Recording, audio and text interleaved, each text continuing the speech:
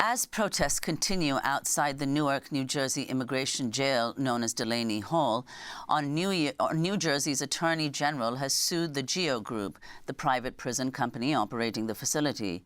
The lawsuit asked the court to grant the state health department full access to the facility. New Jersey Governor Mikey Sherrill said in a statement, quote, "If the GEO Group, with a $1 billion government contract, has nothing to hide and the conditions inside Delaney Hall are as safe and as sanitary as this private corporation and the Trump administration claim, then there is no legitimate reason why my health inspectors are being kept from full access throughout the building."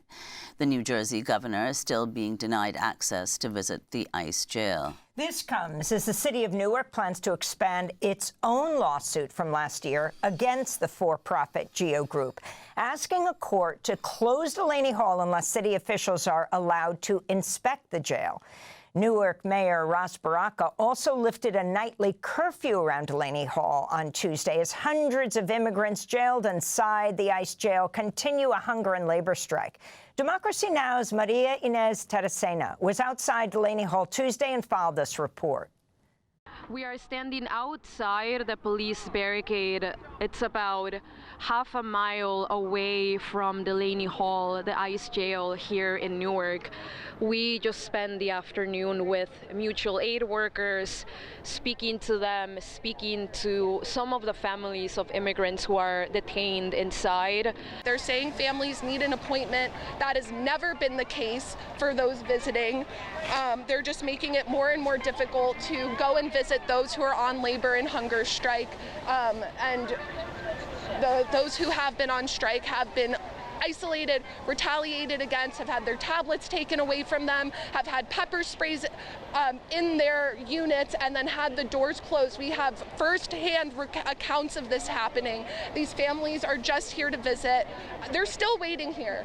And whenever we ask the cops, they're literally ignoring me. And our families, how do they feel? Have they told you if they are afraid now that they have to be escorted by police in order to even get to the entrance of Delaney Hall, which used to not be the case when this barrier was not in place?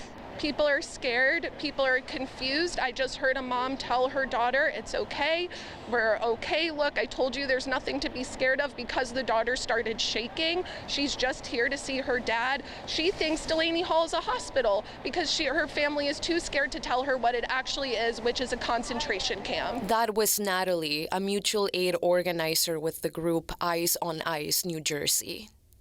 We spoke to a high school senior who asked us not to use his real name. He was wearing his graduation sash. I'm here to visit my father, and I just came from from my signing day, and I wanted to come see my father. What would you like to tell your father on such a special day and such an incredible accomplishment? That I did it for him. All I ever thought about, all I had in mind was him. I really wish he was here. I really wish he was here to see me graduate and to be here with me. He's been there maybe 5 months, maybe 6. I lost count. I've been focused more in school. I've been trying to get there for him. I've been trying to make my family proud. We also spoke to a young woman who was there with her siblings and cousin. They asked us to conceal their identities. I was trying to meet my father.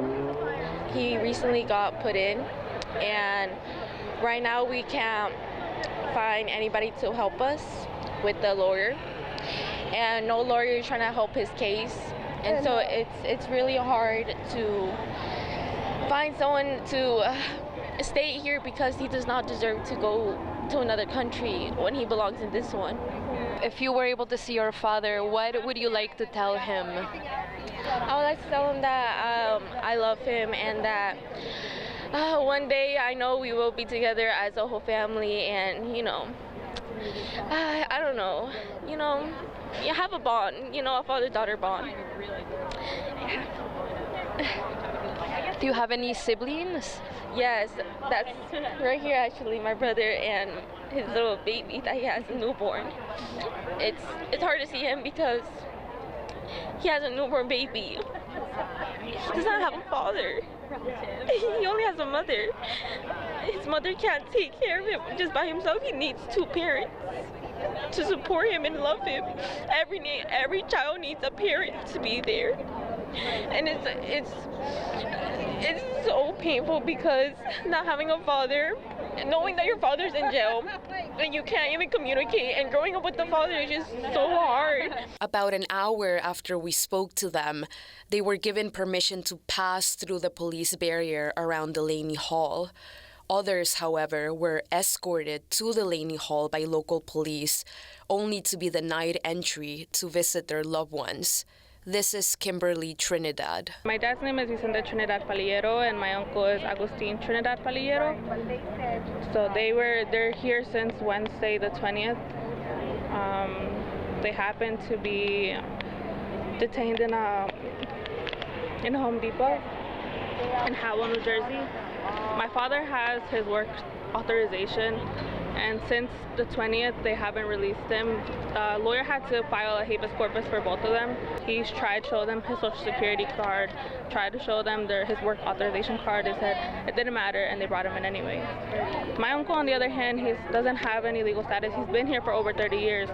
Were you able to see them this afternoon? I was not, because they said that you had to be on a list to get in. I'm Rachel Marendette. I am a detention attorney at the American Friends Service Committee, which is a nonprofit here in New Jersey. So I was inside visiting. I saw 5 of my clients who were inside today. So I have some clients who, have various medical conditions, and because the food in the dining hall is so inedible, they won't eat anything other than out of the commissary. So when their commissary shut down for 5 days, they're not eating. So I have many of the clients I saw today hadn't had anything to eat other than perhaps a cracker in the past week or so. And then there's also, temperature dysregulation. They said they often will crank up the air conditioning so that everyone's freezing, which often really feels like kind of direct retaliation.